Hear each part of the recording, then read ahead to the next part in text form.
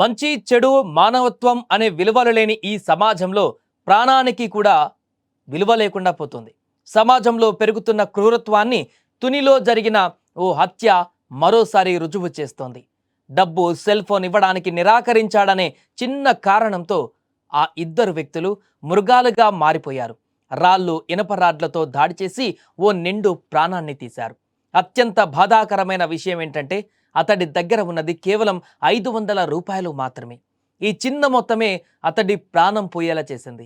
ఈ హత్య చేసింది కరుడుగట్టిన నేరగాళ్ళు, ప్రొఫెషనల్ కిల్లర్స్ కాదు, చెత్త కాగితాలు ఏరుకునే అల్లరి చిల్లరగాళ్ళు. నర్సీపట్నం మండలం ఎరకన్న పాలానికి చెందిన తనరా అప్పలనాయుడు భార్యాభర్తల మధ్య కుటుంబ గొడవలతో నర్సీపట్నం నుంచి వచ్చాడు. తీవ్ర మనస్తాపంతో బస్టాండ్కు సమీపంలో ఓ ఫ్లైఓవర్ వంతెన కింద కూర్చున్నాడు.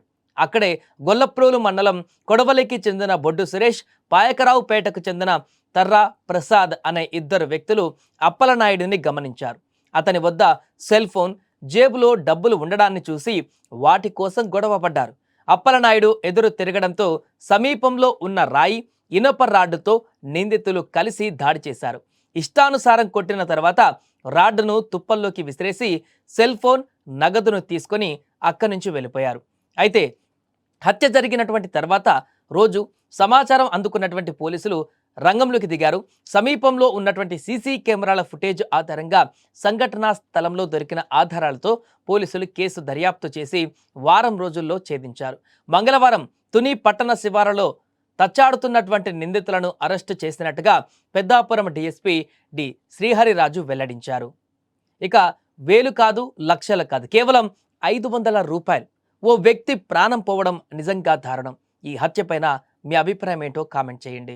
ఈ కేసులో ఇద్దరు వ్యక్తులను అరెస్ట్ చేయడం జరిగిందండి. బొడ్డి సురేష్, తర్రా ప్రసాద్ అని చెప్పేసి ఇద్దరు కూడా ఎక్కడైతే నేరస్థలం ఉందో ఆ నేరస్థలంలో ఈ చిత్తుగాజలు ఏరుకుని జీవిస్తున్నారండి.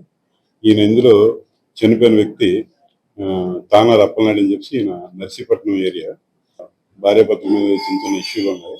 దాంతో ఏంటంటే ఈయన మనసు బాగోక తుని నుంచి నర్సీపట్నం వచ్చాడు. ఆ నర్సీపట్నం వచ్చే వాళ్ళు ఆ నర్సీపట్నం బస్ స్టాప్ అది మ్యాక్సిమం అక్కడే దిగుతారు. ఈయన కూడా అక్కడే దిగాడు. ఈయనేమో దిగులుగా ఉండడం, ఒంటరిగా ఉండడం ఇదంతా గమనించి ఇందులో ఉన్న ముద్దాయిలు ఇందులో చనిపోయిన వ్యక్తులు కలిపి త్రాగడం అనేది జరిగింది. తర్వాత ఏంటంటే వీళ్ళకి ఒక దురుద్దేశం కలిగింది. ఈయన దగ్గర ఏమో ఫోన్ ఉంది, కాస్ట్లీ ఫోన్ ఉంది, తర్వాత ఈయన దగ్గర ఇంకా క్యాష్ ఉండొచ్చు అని చెప్పేసి ఒక దురుద్దేశం కలిగి చంపేస్తే బెటర్ ఏమో అని చెప్పేసి దానికి ఆశపడి వీళ్ళ దగ్గర ఏంటంటే అక్కడ ఉన్న ఒక రాయి ఒకటి, అక్కడ పడి ఉన్న ఒక ఐరన్ రాడ్ ఒకటి, ఈ రెండింటితోని ఉపయోగించి అక్కడే వీళ్ళు చంపేశారండి.